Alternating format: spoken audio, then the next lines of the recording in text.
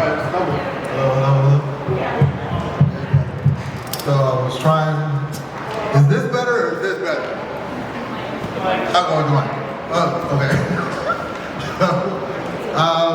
For those of you that want to join in, feel free to join in. This is going to be a somewhat condensed application of connecting jazz to hip hop. Who are teachers, whether it's hip hop, Lindy, who are the teachers in here? Anyone? 2, 3, 4, 5, 6, 7, 8, 9, 10, okay. 1, 2, 3, 4, 5. All right, so I want to make some connections, but I also want to talk about some of the basic movement principles. Does anyone in this room, I'm gonna take it everybody does, Lindy. Yeah. But does anybody do hip hop? I took a class once. Took a class once?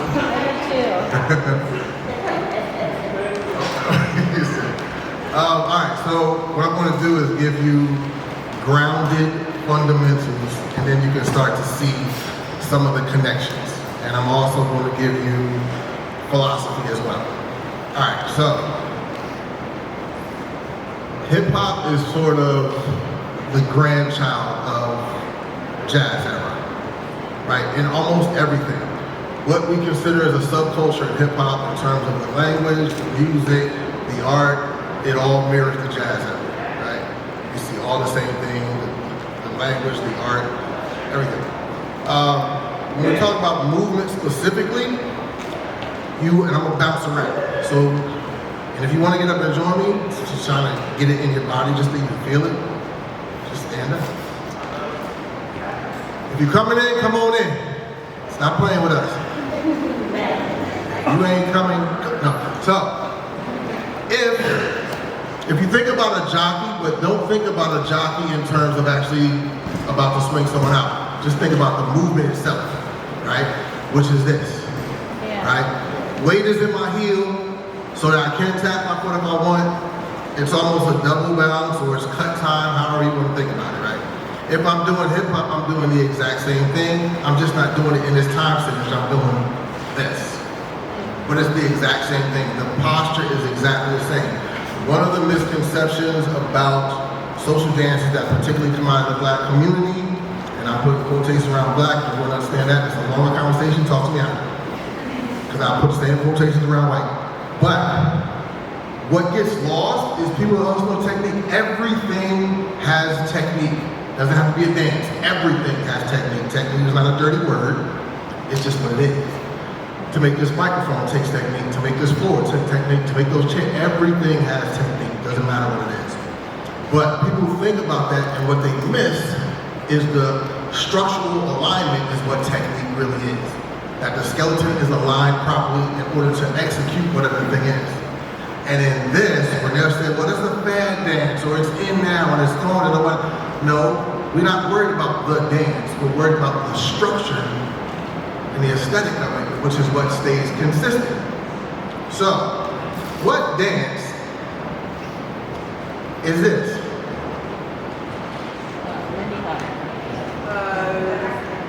What dance is this? Takian. Say that loud. Takian. Takian, dance, not the form. So, if I'm doing a takian, where's the position of my body? Right here, right? Now that's 1927, Jack Wiggins, who was originally called the Pullet, if you didn't know that. Not the takian, that came later. Jack Wiggins called it the Pullet because it was actually pulling. But if I'm doing this motion, and this is it, I'm just doing this if I don't move my feet, correct? Yeah. So if I take my hands out of this position, I'm gonna just use one hand. And I place my hand here. And instead of stepping back and staying in place, I start moving in quarter notes and I move forward. Same movement, right? But now I'm just moving with it. That's called the dog, and that's from the 1960s. That's one of the versions of the dog. Y'all need to understand that as well. Do not get trapped in semantics. Depending on where you live and what city, you might do the same dance and it can have a different name. You might be doing a variation of the original dance. Don't get trapped in that. And then know what was being done in what city or what neighborhood and so on and so forth. So we go from, here's my structure, and I'll give you the basic sense principles of hip hop. Here's my structure for Tachyani, and I'm here. If I stop this and change my position, place my hand, I'm doing the dog. If I stop this, keep this same structure, put one hand up and go back alternating my foot in quarter notes, now I'm doing the Nene from 2015. So we got a dance that looks exactly the same from 1927 to 1960 to 2015, but the reason is different. What was it called? Which? Melee? The last one? Yeah. The Nene. Nene. N-A-E, N-A-E. The Nene, long story short, the Nene is named the Nene if you've ever heard of comedian Martin Lawrence. Oh, yeah. Martin Lawrence had a TV show in the 1990s called Martin, and he played the next door neighbor, Shanae. And Shanae was a character that represented the characteristic behaviors of the quote-unquote angry black woman, right? And the tropes that go along with that are that, especially in the 90s, what did people say in the black community? If you wasn't trying to hear what somebody had to say, talk to the hand. Talk to the hand, I remember that. So it was a group of kids in Atlanta around Stone Mountain who took the concept, made it a dance. It's just out of a gestural practice. So when you're doing the Nene, you're taking the tropes of rolling that women roll their necks, specifically black women. You're taking that trope with this trope, and you're backing away from the person that you're not trying to hear from. So you're backing up with intention. I ain't trying to hear. That's what that dance actually means. That's why it's called a Nene. But structurally, it's the same as all these other dances. That's what never changes. Now, when you really understand what hip hop dance is, there are 4 bounces in hip hop. Only one of them has a name.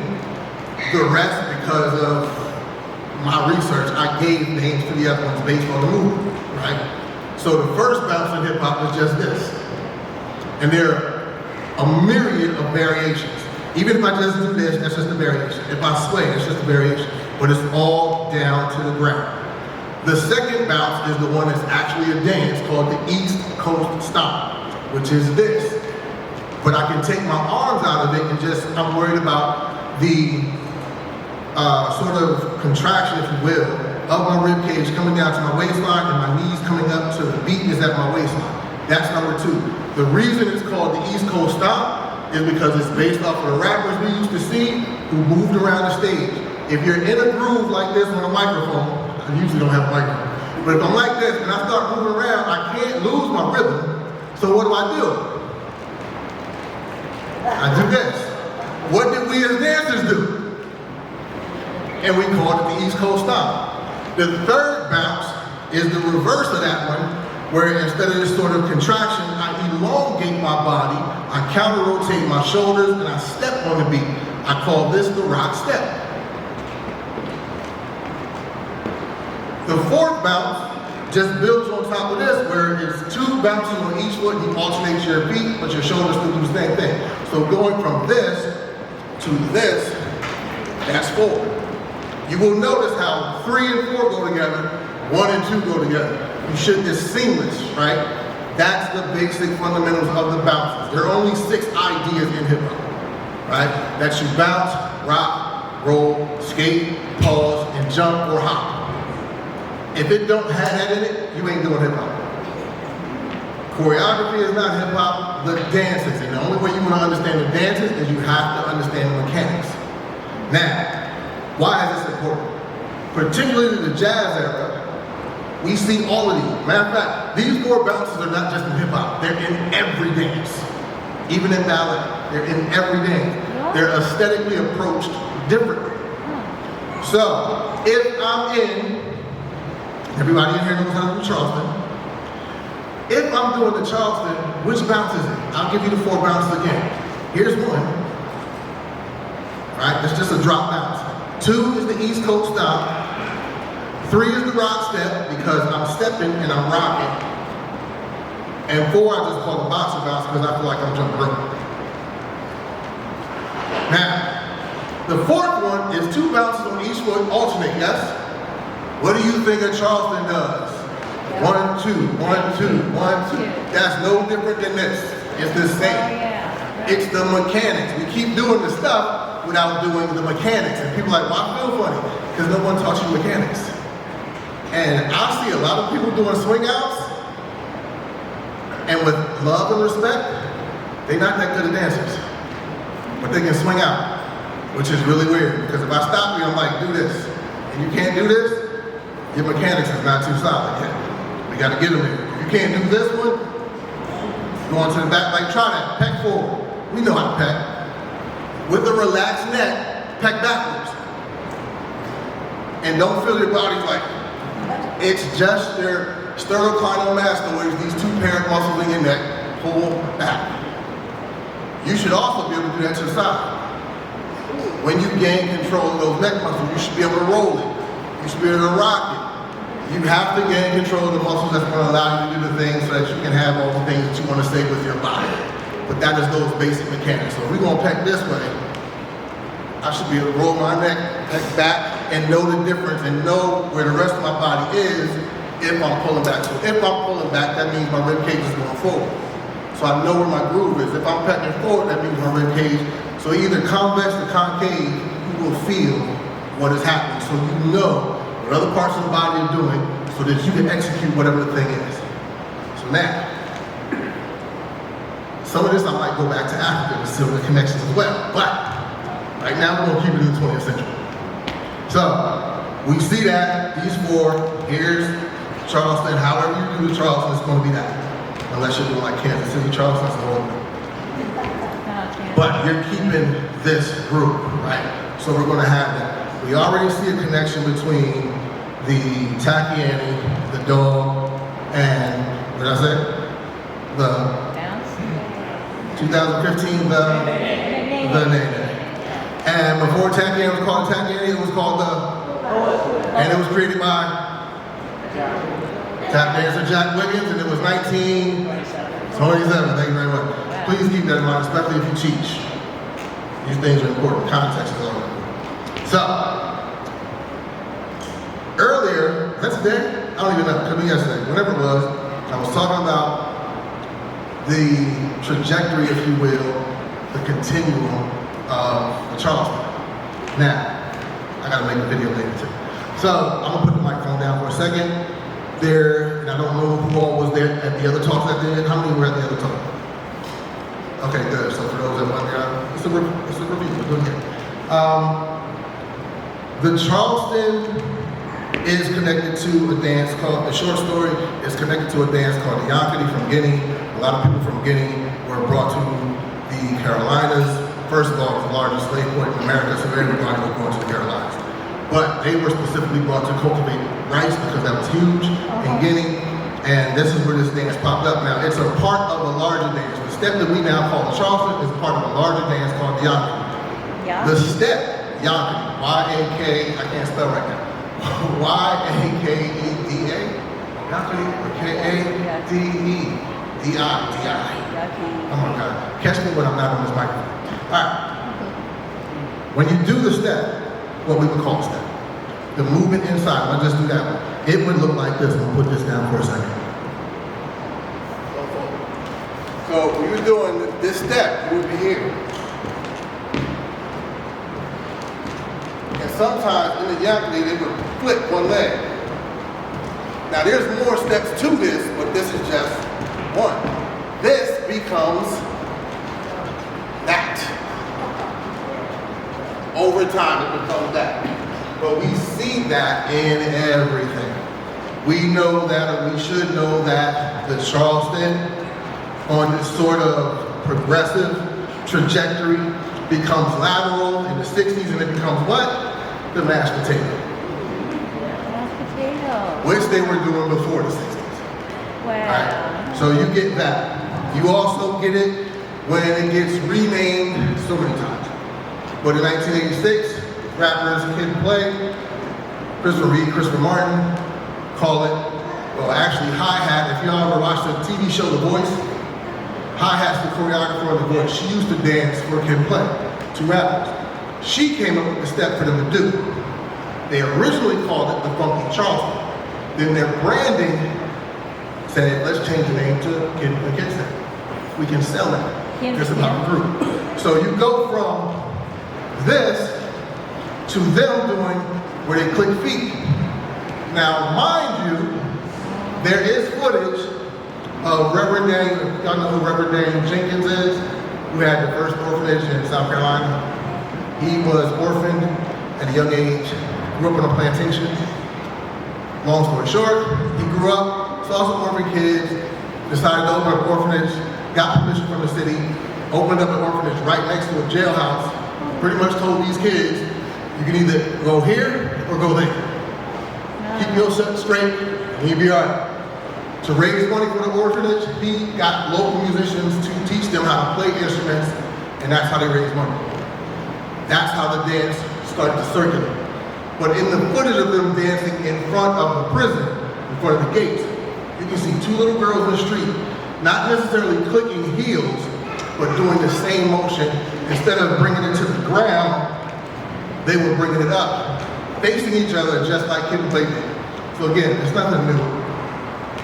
It just survives, which is a whole other conversation. But we see that to even the other demonstration I gave the other day with a step that's popular in Harlem called the Rev Up. A lot of kids do today. And a basic Rev Up, the young people that are in the know refer to it as, well, not as a Charleston, but they're like, it's like doing the Charleston, right? So again, Charleston, here's the Rev Up.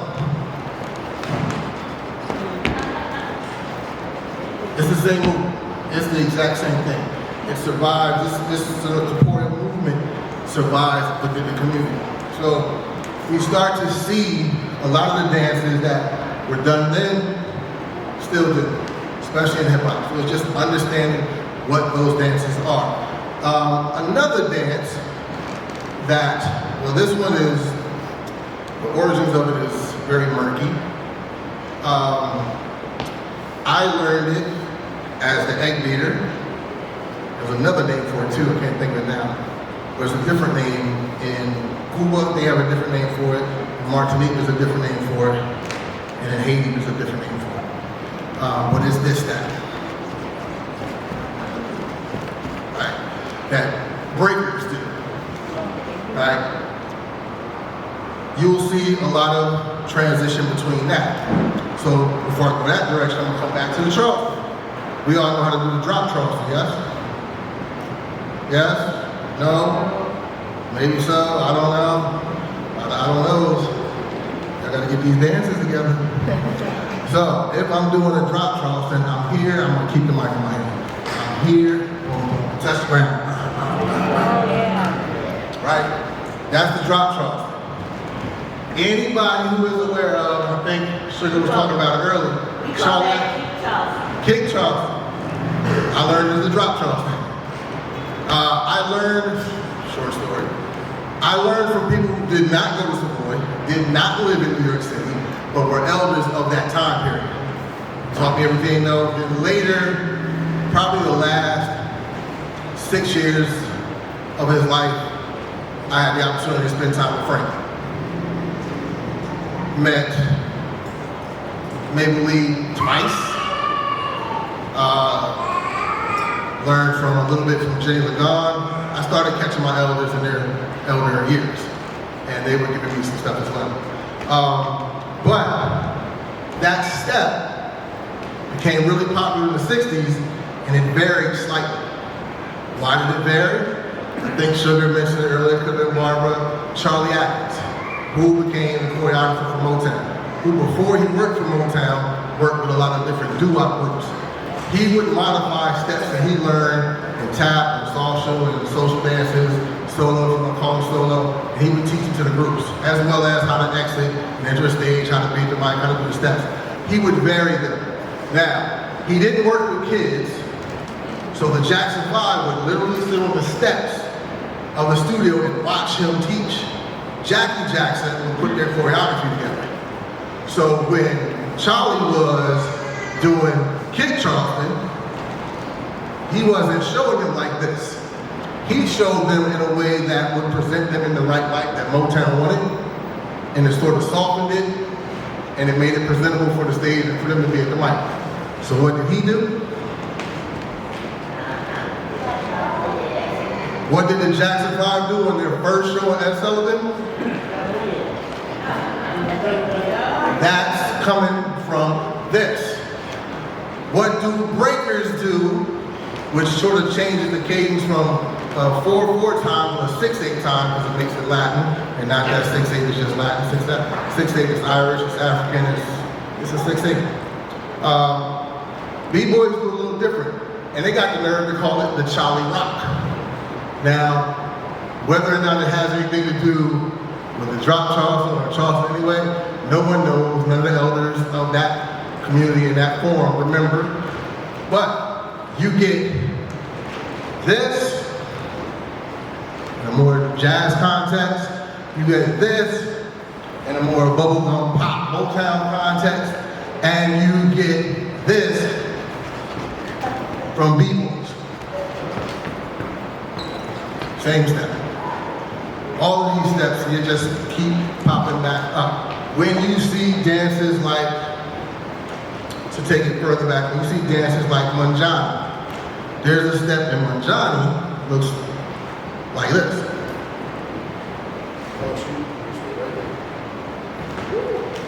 So if I'm doing Manjani, basically I could be doing this.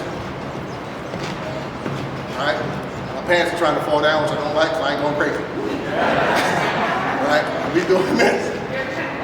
But if I flip this and I make it Legomania, right? Because we got Legomania in the jazz era, and I twist my foot and rotate and kick, because now it's about how I can kick my legs.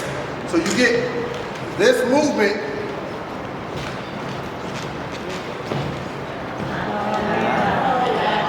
If I go to the 70s with locking, I don't want to kick that water, you get,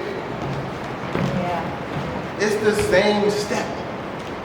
So the connection is there. We just got to know what we're looking for, right? A lot of the floor movements, I'm not about to do. That age is gone. Our breaking days are over. But there's a lot of movements you see breakers do that they did with what was called eccentric dancing back in the day. Now we see a lot of videos where young people will see something from the jazz era, eccentric dancing, and they're like, oh, it's the first breakers. No, they didn't call it breaking. So you can't dismiss what they called it and call it what you want to call it just because it looks similar. It's not the same, it's not the same context, but it looks similar. So there are certain differences there. If we even go with the language, so to jump off dance for a second and talk about language. If you are a cool person in the jazz era, you might be known as a what? A who? Say it loud. A hep cat. And a hep cat basically means you what? You cool, you in the know. You're hip. Right? H-I-P, which is a word that didn't get truly popular in America until the 1800s, late 1800s. Now, scholars who have done research on the word, Geneva Smitherman, John Leland has a really great book called Hip to History. Get that. There are a few others. Linguists will debate on the spelling, but they all agree on the meaning. So, for hip, it has been connected to Wolof speaking language in West Africa, which is a phonetic language. This is why scholars disagree on the writing, because you don't know how it's written. They say it has an X because it has a glottal sound. So they're not sure about that. But in Wolof, hip is supposed to mean, or hippie, H-I-P-P-I, is supposed to mean one who is aware of, one whose eyes are open, like that, right? To be knowledgeable of something. So that's what that means. When it comes to America, it has a couple different meanings. You get off the hip, and this was from people who were really high off of opium and how they've been. So you had this phrase, off the hip. But for the jazz era, it becomes to be known as being cool, being aware of what's going on. If I'm a hep cat with an E, H-E-P, then I know what fashion is in style, what clubs to go to, where to go eat. I just know all the things, the hot music, the hot bands, I know all the things. Hip still becomes the word when it comes to HI again in the 60s, and most of us are old enough to know that they use the word hip or hippie to paint people as, you know, free love, smoking, tie-dye wearing, so on and so forth. But they were hip. They knew what was going on in the 60s, which is why the protests, which is why all the things that were happening, because they were hip to what government was doing and whatever was going on. They were hip to what was happening in their community, in their society at the time. So you still have the word. In hip hop, we still have the word. Let's be clear, hip hop is an old phrase. Doesn't mean the same thing as it did or does for hip hop. But I think one of the earliest songs to sort of accidentally, if you will, put the phrase hip hop together that seems like it references hip hop was Scatman Crothers, if I'm not mistaken, it was 1956 or 57. He has a song called Sweet Lips. I had my computer plugged up, I play it for you. But he's basically rhyming words together. I want to hip hop, flip, flop, and it just keeps going, right? But that's one of the first songs you hear that phrasing together. Now, when we jump to, before I get there, you gotta remember a lot of the jazz cats in the late 60s and 70s were still with us. And they're in Harlem. And while they're performing at the Alabama Ballroom or they're performing at the Renaissance, so are the hip hop cats. Hip hop is a new thing and they're actually getting parties that happen in the Renaissance and in the same ballroom, some of the same clubs. It's their grandparents that are the elders. It's their grandparents that know the language. It's their grandparents that are introducing to this music. They, in fact, are growing up with the music. And so when we get to the famous song, Rapper's Delight, which was not the first quote-unquote hip-hop song of that era, there was a song 1 week before that. And, of course, we can go back to the 60s and really go back to the late 40s with Dewey Picnic Markham and his song, Here Comes the Judge, which was based off of his skit that he did at the Apollo, which is a straight rhyme. But for the word hip hop in context to the subculture of hip hop, when you listen to Rapper's Delight, you will hear them. I said to the hip, the hop, the hippie, the hippie to the hip hop, you don't stop the rock, right? If you just focus on that part, what are you saying? If you get into language and you get into double entendres and you get into the way that African culture would present words, the grammatical structure, syntax, morphology, you start to hear those same languages, those same systems of sound reoccurring in Black culture. So to the hip hop, we're talking about in the know, activity. Hop, for the most part, other than the actual verb action, in the Black communities has always meant to dance. In the 50s, if you went to a sock hop, you go to the gym, you take your shoes off, you throw them in the corner, you dance in your socks. This is what my mama told me, and she danced all the time. Here's songs like Hop Around the Clock, let's talk about dancing beyond midnight. Into the wee hours. So hop was synonymous with dance, right? It was action, it was activity. So hip hop, people take a lot of different acronyms and put them together, but it's about knowledgeable people coming together in some sort of gathering, celebration, what have you. So the hip hop, the hippie to the hip hip, not just knowing, but knowing. Knowing that you know from somewhere else. It's kind of like Andre 3000's song. He's like, forever, forever, ever, forever. Like, I'm not just serious, I'm deeply serious, right? It's a different context. So when you don't stop the rock, what are we talking about? Don't stop the rock. We are not only just talking about verb action rock, but what else is rock in the Black community particularly? Not specifically, but particularly, what is rock in the Black community? It is not just action, it is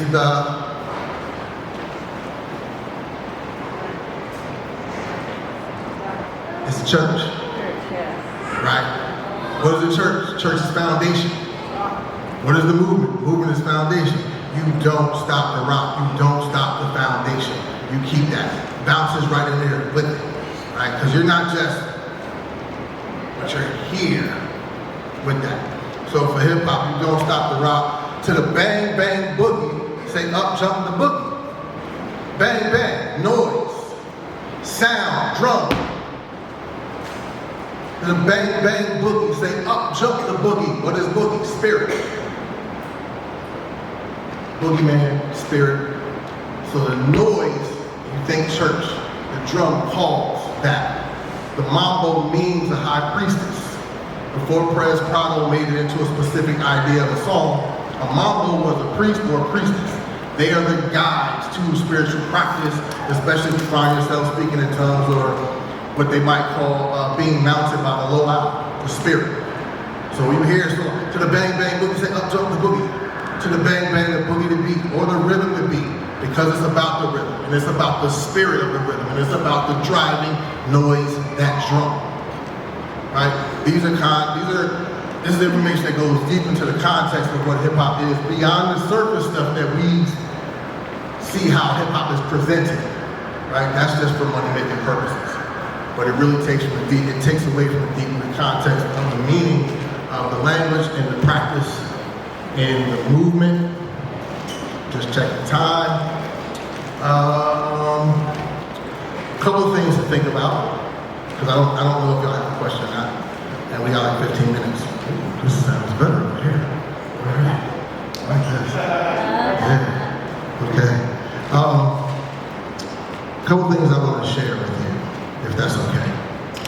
Because I was just downstairs listening to some conversations in Kickback. Right? And this may be useful, not sure. We'll find out. But as you're dancing, there's my acronym for dance is what I'm gonna share with you. And that is this: DANCE. Discovering the autobiographical self, negotiating creativity and expression. Human beings are in constant discovery of our narrative, who we are, deep in our inner core. Right? What are we negotiating? We're negotiating our space, our body, our minds, our ideas. Some people, our sexuality, our gender, so on and so on and so on. Those are things that we negotiate through life, our place, our culture, our voice. Creativity then becomes the production of those negotiations. I was just mentioning downstairs, when we think about Whitey's Lindy Hoppers, or we just think about Savoy, or we just think about that time period in the 30s and 40s. Inside the Savoy Ballroom, you might have felt like that was a safe and brave space. Outside of the Savoy Ballroom, if you were identified as black, you still had to deal with Jim Crow laws.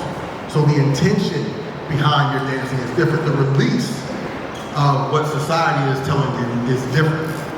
So again, creativity is a production of the negotiation. The expression is the space that we allow ourselves to be vulnerable enough to share our inner core feelings with others, but more importantly with ourselves.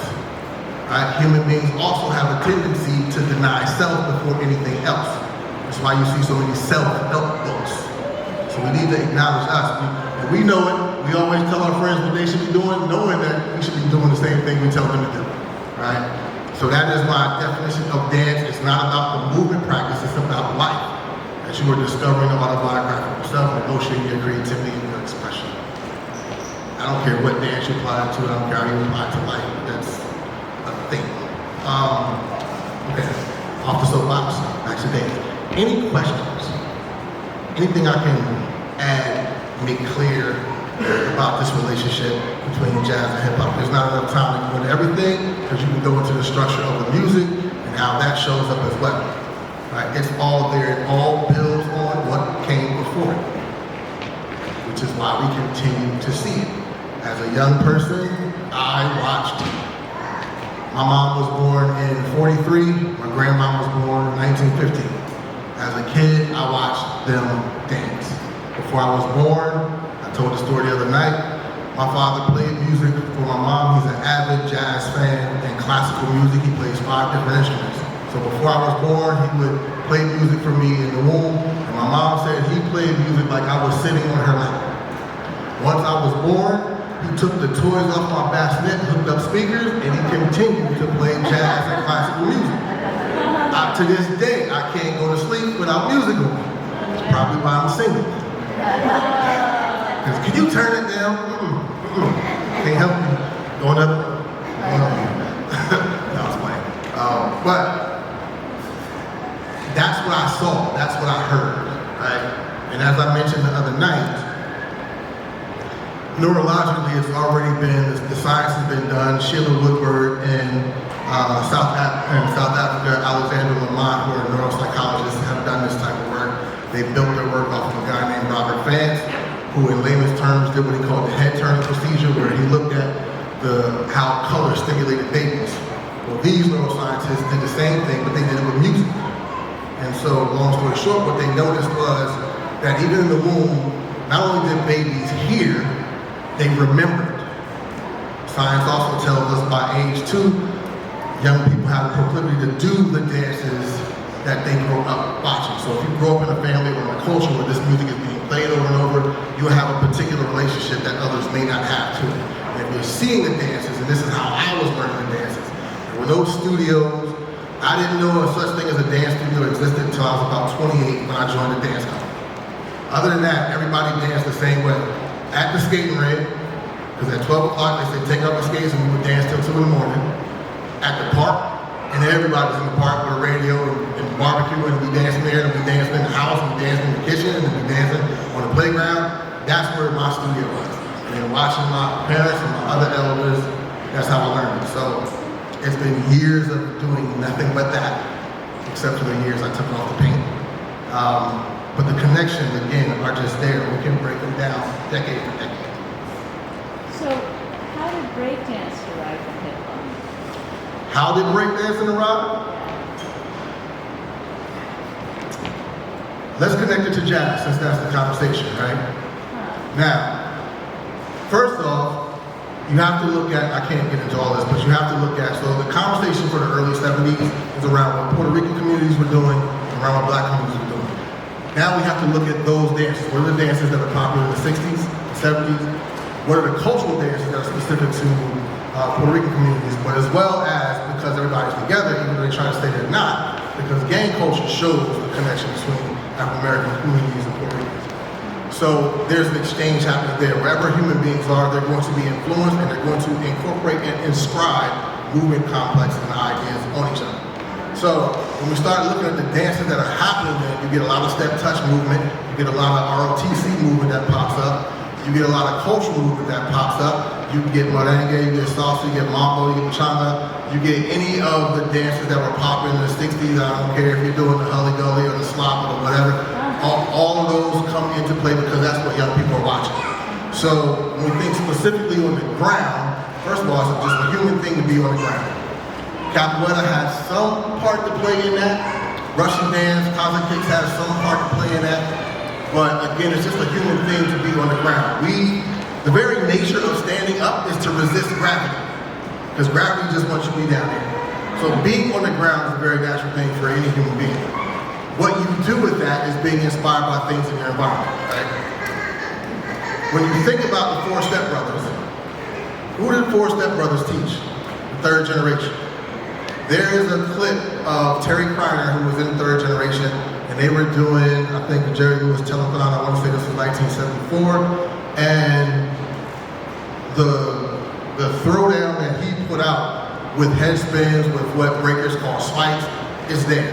Now, it's not too often in the 70s you will see a lot of black people on TV, even at that point, for this kind of thing. So we're watching. Now, a lot of the elders are not clear if that was an influence on them to start spinning on the head, but it's there. But when you look at dances, the survival dances, like the ostrich dance, which comes out of Congo. After enslavement, people that were taken to Brazil, the ostrich dance becomes capoeira. People that were taken to Martinique, the dance becomes aga. People that were taken to Haiti, it becomes rara. That movement shows up where you see different people on the ground doing whatever you might call it, coffee grinders, sleep spikes, different things, right? They have different names because the survival of the movement would last sometimes longer than the actual name of the context, right? There's an old story of a family of young people who would ask their elders, why do we cut the neck and the tail off of the goose, right, for Thanksgiving? And they did the research, they talked to the elders like, well, because so-and-so, your great-great-grand, they had a really small oven. So the only way the bird would fit was to cut the head and tail off. But even though it's 1990 at that time, they're still doing it because the practice outlived the context and why. Right? That story got lost, but to know to do it. So that movement is known to do, even though we might have lost why we're doing it or where it comes from. But breaking becomes a part of that, as well as what's happening in the community at hand of the Bronx burning down, social politics that were happening, economics that were happening. All of that plays a part into young people just having a space to free themselves and answer the community through movement. And so a lot of things develop. That's a kind of a short, almost simplified answer. It's a lot deeper than that, but just to, I hope that provides some information. It kind of builds off of layered things. How does the music, you talk about it going from jazz, swing, rock, now to this, you talk break? Again, time, simple answer. Start with gospel. Everything in America is built off gospel. And if you look at the time of enslavement, Africans already, again, your culture is within you, right? Even though America is a place of forget that, right? When immigrants came here, you're no longer Irish, you're no longer that, you're now white. That don't exist, that's a construct, right? But your culture is within you. So even during that time, rhythm, play, structures, how to live, how music is important, how movement is important, is still deeply embedded in Africans. However, if you're in a system that is forbidding you to do certain things, and survival tactics say, all right, let me figure out how to negotiate and navigate this. But one of the things that was quite prominent, particularly in New Orleans, is music. And so, there's a book called, I forget the name, it's like The World of New Orleans, something, I'll think of it and I'll share it. But even in there's some other accounts where they talk about the importance of psalmody books that they would get from Europe, where Africans would learn these hymns, but then they would put words to it that were based around their agrarian practices. So if it was peeling potatoes, if it was picking up leaves, if it was doing this, they started putting words that spoke to the lived experience they were having. And then those were called songs from the Bible as they developed over time, and this is not in chronological order, but over time those became sorrow songs, they became Negro spirituals, eventually become gospel. The structure in that music, and then there is some European influence in that, right? Because if you're in America, you are talking about the cross-pollinization of cultural practices. There's no way to get around that. Again, if humans are in close proximity, we are going to incorporate and be inscribed upon as well as inscribed on others, right? Whether it's satirical or serious, whether it's negotiation of survival for assimilation, that's going to happen. So in the music, you get that first. When blues becomes a thing, to my knowledge, if I'm wrong, I got some elders in here like Chester will correct me. My understanding of blues is that the way these songs in terms of relationships to spirituality were presented, particularly in America, were about things will be better later. And these songs had multiple meanings, which I don't have time to get into context with, but those songs were about speaking of a lot of life, but they also they had double entendres of their own, if you will. So Harriet Tubman's favorite song was Swing on Sweet Chariot. But you had songs like Steal Away to Jesus. And steal away was when I'm out in that field, I'm gonna take time for myself to steal away to Jesus. Even though I'm doing this, in my mind, I'm stealing away to Jesus, which becomes a whole other song, right? But when the blues comes out, you're thinking about people who are like, the time is better now, but the time got worse. So now the songs we're speaking about are not about what's gonna be better in another time period, it's about how worse it got now. That sparks of its own thing. Then you start looking at, I'm gonna jump forward and skip some stuff, but then to jump up further, when you get to like ragtime, you're now talking about the influence of, say, Philip Sosa with march time music, which is just march, ragtime music, which there's been a lot of, from my understanding, there's been a lot of different ways to interpret that, a lot of writings that suggested one thing or other. One of the writings that I read suggested that ragtime was talking about how raggedy their musicianship was. But it was definitely syncopated time. And so if you're not familiar with a good way to think about syncopation, You have somebody walking who is not drunk, and somebody walking who is, as Durden would say, intoxicated. And one is like regular walking, and one is syncopated. Right? So it's just thinking about these different ideas, but then that music grows, and you start seeing more influence of happening. Even mixtures of dances are happening. With that music is going, you get into, I'm going to bounce around, not specifically again, not in a chronological order. Jump blues speeds it up. Fats Domino said rock and roll wasn't nothing but sped up blues. He had been playing it for 15 years before they were calling it that. Race music was a thing before R&B. Jerry Wexler is the one who comes up because of branding that comes with R&B, which just meant rhythm and blues. Some old artists that I spoke to before they left said that it wasn't common practice, but some people thought of it as one side of the record was blues and the other side of the record was a rhythm side. So one you slow dance to, one you dance faster. But that wasn't like a god law in the music industry. That was just what how some people addressed it. Rock and roll was the thing, but then rock is still connected to not just the movement, but some people have connected to the Eagle Rock movement, which is created out of the Eagle Rock Baptist Church in Kansas, which basically was talking about this reference of escaping, whether it was bondage or whatever, right? But rock and roll was also a word amongst black folk in juke joints that meant having sex. So if you think about somebody like Jelly Roll Morton, his name is Jelly Roll, and he was known as a ladies' man. In some cases he was a pimp, and he did a bunch of other stuff. But that role is what you would refer to as the very special part of women, was the sweet jelly roll. So the man represented a phallic symbol, which was the rock, so that you get rock and roll. Now, because it was said on the radio, that's a whole other conversation, they didn't know what they were saying. Alan Freed did not know what he was saying. But that's that language. So you're talking about music that is building up the thing that came before. And if you look at a lot of music that came along, that blues structure, those 12-bar blues, you see that in everything. You see it in rock. If you listen to the Lemon song, I can't think of the name of the group right now, but the Lemon song is like a rock and roll song. And it's a white group. And that's basically 12. Their whole album is a blues album, but you wouldn't think of it as a blues album, right? Because everything is building off of what came before it. And it just gets relabeled and repositioned, and whatever the system is that you drop into the economy system, that's something else. But it's still, everything is still connected, and hip hop is even part of that lineage, just connecting that. When you think of Ray Charles and the mixing of gospel music and R&B, that becomes a thing. It's time to go. It's time. Okay, I gotta shut up now. It's much longer than I can possibly put out here in an hour, especially in an hour, but I hope that helps. I thank you for your time. We got Sugar.